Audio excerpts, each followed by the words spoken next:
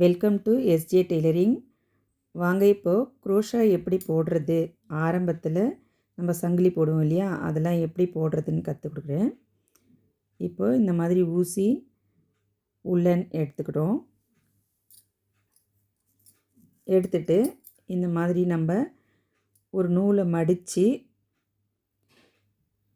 பாருங்கள், இந்த ஊசி எடுத்துட்டு இந்த நூலை வந்து இப்படி மடிச்சுட்டு சின்னதாக இருக்கும் இல்லையா, அதை வந்து அந்த நூலை சுற்றி அதே சுற்றில் அந்த சந்துலேருந்து நம்ம வெளியே எடுத்துக்கணும். இப்போ இது வந்து சுருக்கு முடி மாதிரி வரும். இது ஈஸியாக இருக்கணும். இது லூஸாக இருந்து நம்ம ஊசி உள்ளே விட்டு இழுத்துக்கணும். இப்போ பாருங்கள், ஆள்காட்டி விரலில் நான் நூலை சுற்றியாச்சு.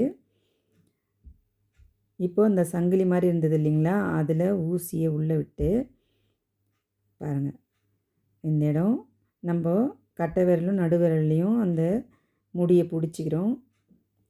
அந்த சந்தில் ஊசியை விட்டு மெதுவாக ஊசிக்கு மேலே நூல் வரா மாதிரி பாருங்கள், ஊசிக்கு மேலே நூல் வந்துடுச்சிங்களா, அப்படியே இழுத்தமாக நம்ம கொக்கியில் மாட்டுற மாதிரி மாட்டிக்கும். அதனால் ஊசியை குனிகிற மாதிரி அப்படி திருப்பி உள்பக்கமாக திருப்பி இழுத்துக்கணும்.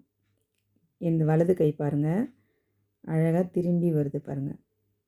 ஊசியை மேலே எடுக்கும்போது திருப்பிக்கிறேன், அந்த கொக்கி மாதிரி இருக்கிறது வந்து கீழ்ப்பக்கமாக வந்துடும். இதே மாதிரி ஒரு தடவையும் நம்ம பாருங்கள். இப்போ மறுபடியும் காட்டுறேன் பாருங்கள். ஊசியை உள்ளே விட்டுட்டு இழுத்துக்கிறோம், நூலை சுருட்டிக்கிறோம், அப்படியே இழுத்துடணும். ஊசிக்கு மேல் பக்கமாக வரணும் நூல், அப்போ தான் உங்களுக்கு வந்து ஈஸியாக இருக்கும்.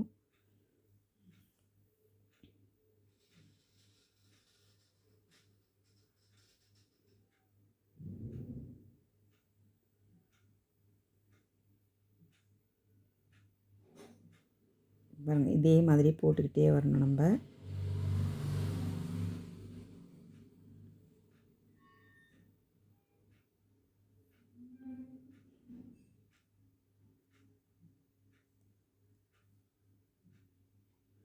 பாருங்கள், போட்டு முடித்தாச்சு.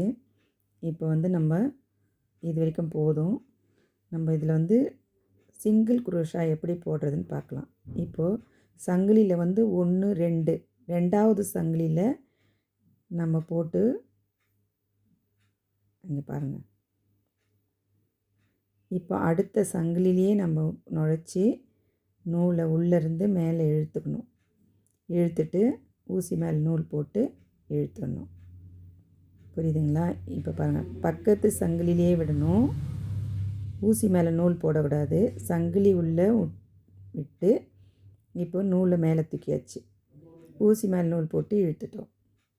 சங்கிலி உள்ளே விட்டுட்டு நூலை மேலே எடுத்துக்கணும், ஊசி மேலே நூல் போட்டு ரெண்டுத்தையும் இழுத்துட்டோம். இதே மாதிரி மனப்பாடமாகவே நம்ம பண்ணிக்கலாம். எப்படின்னா, பக்கத்து சங்கிலியிலேருந்து லைனாக வருது பாருங்கள், அதெல்லாம் ஒரு சங்கிலி. இது வந்து சிங்கிள் குரோஷேன்னு சொல்லுவோம்.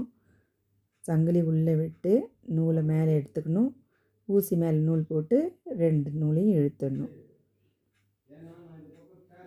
இது வந்து சிங்கிள் குரோஷே.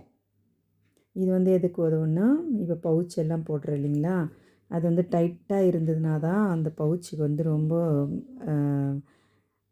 லூஸ் இல்லாமல் கரெக்டாக திக்காக இருக்கும். அதனால் நம்ம சிங்கிள் குரோஷாவே யூஸ் பண்ணலாம். பாருங்கள், இவ்வளோ திக்காக வருது பாருங்கள். சந்து இல்லாமல் ஒரு சங்கிலிலையும் விட்டு விட்டு எடுத்தோமா தான் நம்மளுக்கு வந்து சந்து இல்லாமல் வரும். இப்போ இந்த மாதிரி கடைசி வரைக்கும் நம்ம ஃபஸ்ட்டு சங்கிலி போட்டோம் இல்லையா, அதில் வரைக்கும் போட்டு முடிச்சிடலாம்.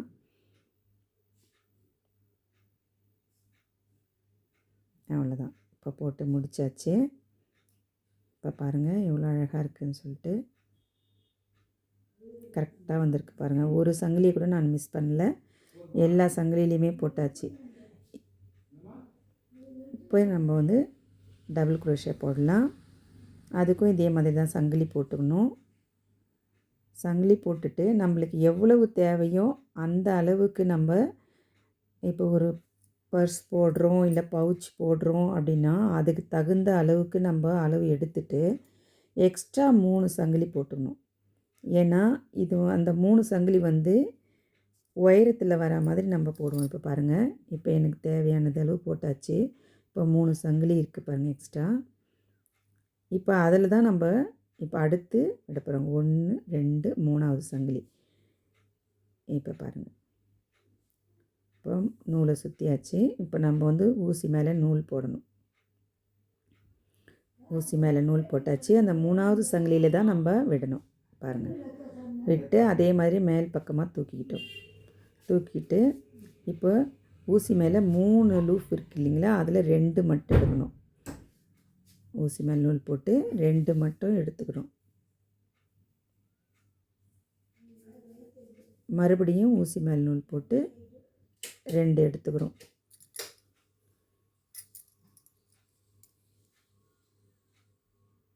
இப்போ நான் அந்த 3 விட்டேன் இல்லைங்களா, அது உயரத்தில் வந்துருச்சு பாருங்கள். இப்போ மறுபடியும் ஊசி மேல் நூல் போடுறோம். பக்கத்து சங்கிலிலேயே விடுறோம். இப்போது ஒரு சங்கிலி கூட நம்ம மிஸ் பண்ணவே கூடாது. கரெக்டாக போட்டுக்கிட்டே வரணும்.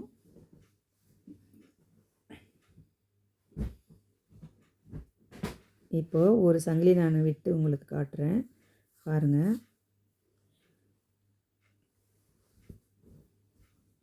இப்போ பாருங்கள், அதுதான் போடணும். ஆனால் அதில் போடல, நான் அடுத்ததில் போடுறேன்.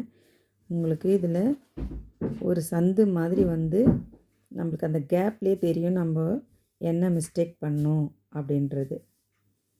இப்போ பாருங்கள், இப்போ ஒரு சங்கிலி விட்டுட்டேன்னா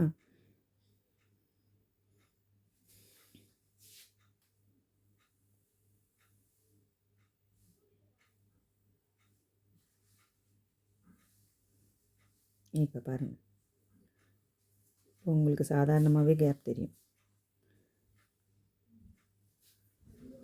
இந்த மாதிரி கேப் தெரியக்கூடாது. நம்ம இது டிசைன் போடணும் அப்படின்ற டைமில் ஒன்றா இந்த மாதிரி விடலாமே தவிர, இப்போ நம்ம போடும்போது கரெக்டாக தான் போடணும். பக்கத்து சந்திலே போட்டுகிட்டே வரோம் பாருங்கள். சங்கிலி ஒன்று கூட மிஸ் பண்ணாமல் லைனாக போட்டுக்கிட்டே வரணும். இது பேர் டபுள் குரோஷே. பாருங்கள், இப்போ பக்கத்துலேயே போடுறோம். சங்கிலி விட்டு மேலே எடுத்துக்கிட்டோம். இப்போ நூலை வந்து ஊசியில் சுற்றிடுறோம்.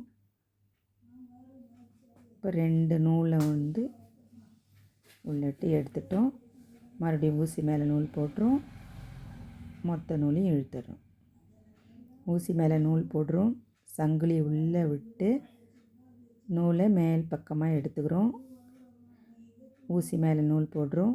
2 லூப்லேருந்து எடுத்துடணும். பாருங்கள், இதே தான் மனப்பாடமாகவே பண்ணிக்கலாம் நீங்கள். இப்போ லாஸ்ட்டில் முடிக்க போகிறேன் பாருங்கள்.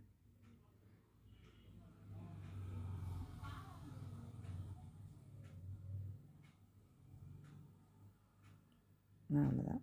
இப்போது எவ்வளோ அழகாக வந்திருக்குது பார்த்தீங்களா? இதுதான் ஆரம்பத்தில் வந்து நம்ம கற்றுக்க வேண்டிய குரோஷா. இன்னும் இருக்குது. இப்போதைக்கு 3 மட்டும் நான் உங்களுக்கு கற்றுத்தரேன். பாருங்கள், chain stitch, single குரோஷெட்டும் double crochet. இது எவ்வளோ அழகாக இருக்குது பாருங்கள். இதை வந்து நீங்கள் ட்ரை பண்ணி பாருங்கள். சப்ஸ்கிரைப் பண்ணாதவங்க சப்ஸ்கிரைப் பண்ணுங்கள், ஷேர் பண்ணுங்கள், கமெண்ட் பண்ணுங்கள். தேங்க்யூ. வாழ்க வளமுடன்.